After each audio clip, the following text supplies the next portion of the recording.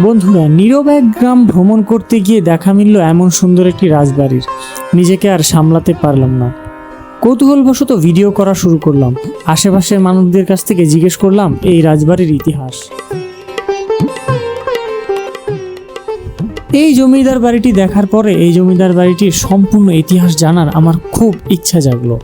স্থানীয় বেশ কয়েকজনের সাথে কথা বলে জানতে পারলাম এই জমিদার বাড়িটি দাসবাড়ি জমিদার বাড়ি নামেই প্রচলিত, কিন্তু আমাকে সম্পূর্ণ ইতিহাস কেউই জানাতে পারলো না।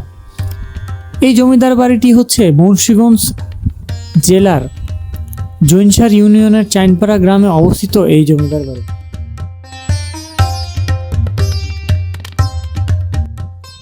বন্ধুরা, এই জমিদার বাড়ির জমিদারের ইতিহাস জানার জন্য আমি যেন ছটফট করছিলাম।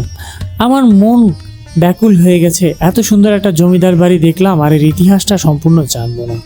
এলাকার স্থানীয় কিছু মানুষের সাথে কথা বলে আমি অল্প কিছু ইতিহাস জানতে পেরেছি, কিন্তু জানতে পারিনি এই জমিদার বাড়ির জমিদারের নাম। লোকমুখে শুনেছি এই জমিদার বাড়ির জমিদার নাকি ছিলেন খুবই অত্যাচারী, এবং এই জমিদার বাড়ির জমিদারের মূল ব্যবসা ছিল সুদের ব্যবসা। তিনি মানুষদের অত্যাচার করতেন, অন্যায়ভাবে তাদের জায়গা দখল করে নিতেন। এই জমিদার বাড়ির আঙিনা দিয়ে ভালো জামা কাপড় পরে কেউই এই জমিদারের সামনে দিয়ে যেতে পারতো না, তাহলে নাকি তাকে অন্যায়ভাবে মারা হতো।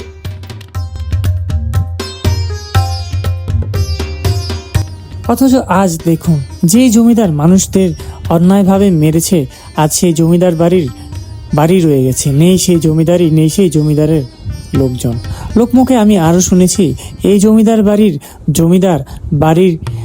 জমিদার বাড়িটা বিক্রি করে তারা ভারতে চলে যান। যখন বাংলাদেশের জমিদারি তথা বিলুপ্ত হয়ে যাচ্ছিল, ঠিক সেই সময় তারা পাড়ি জমান ভারতে। এত সুন্দর জমিদার বাড়িটা পড়ে আছে, বটপাকড়ে যেন বাসা বেঁধেছে। এর ইতিহাস মুছে যাচ্ছে এর সম্পূর্ণ নাম, ধ্বংস হয়ে যাচ্ছে এই জমিদার বাড়িটি। তবে বন্ধুরা, যেমনই হোক, এই জমিদার বাড়ির ইতিহাস, গল্প, ঐতিহ্য আমার কাছে এই জমিদার বাড়িটি ভীষণ ভালো লেগেছে। এর চারিপাশের ঠান্ডা পরিবেশ, গ্রাম পরিবেশের মধ্যে যে এত সুন্দর একটা জমিদার বাড়ি লুকিয়ে আছে, এটা দূর থেকে বোঝার কোনো উপায় নেই।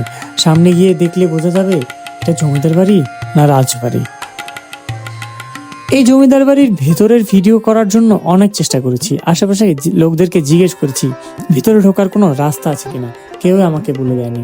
তবে খুব দ্রুতই এর একটা ভিতরের ভিডিও আমি করে আপনাদের সামনে উপস্থাপন করব।